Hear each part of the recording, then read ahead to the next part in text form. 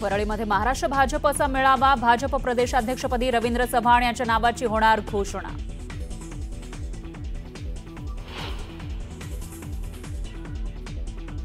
सभागृहाचं कामकाज नियमित चालण्यासाठी मी विधानसभेचा अध्यक्ष म्हणून माझ्या अखत्यारीत नानाभाऊ पटोले यांना दिवसभरासाठी सस्पेंड करत आहे।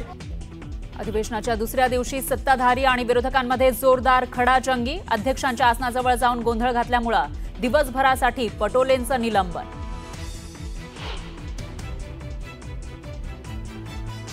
आणि पुन्हा चर्चेत आणि प्रकाशात यायला पाहिजे म्हणून हा त्यांचा प्रयत्न आहे का?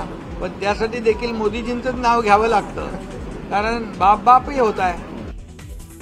चर्चेत राहण्यासाठी नाना पटोलेंचा सभागृहात गोंधळ, उपमुख्यमंत्र्यांची पटोलेंवर टीका। 5 जुलैला ठाकरे बंधू एकाच मंचावर येणार, वरळी डोममध्ये साजरा होणार विजयी मेळावा, राऊतांकडून निमंत्रण पत्रिका शेअर।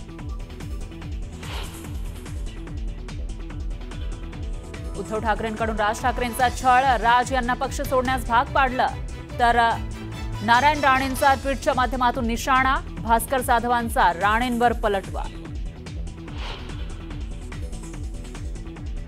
शक्तीपीठ महामार्गाविरोधात धाराशिवमधील शेतकरी आक्रमक, रास्ता रोकोमुळे वाहनांच्या लांबच लांब रांगा, काहींचा नदीत उडी घेत निदर्शन। धुळ्यात काँग्रेसला खिंडार, राहुल गांधींचे निकटवर्तीय मानले जाणारे माजी आमदार कुणाल पाटलांच्या हाती कमळ। उत्तराखंडमध्ये पावसाचं थैमान, यमुनोत्री धाममधील महाराष्ट्रातील 150 पेक्षा जास्त पर्यटक अडकले, पर्यटकांची मदतीसाठी सरकारकडे याचना। आणि संत तुकाराम महाराजांच्या पालखीचा सोलापूर जिल्ह्यात प्रवेश, सराटीमध्ये पार पडलं नीरा स्नान, तर ज्ञानोबा माऊलींच्या पालखीचं पुरंदावडे इथं गोल रिंगण।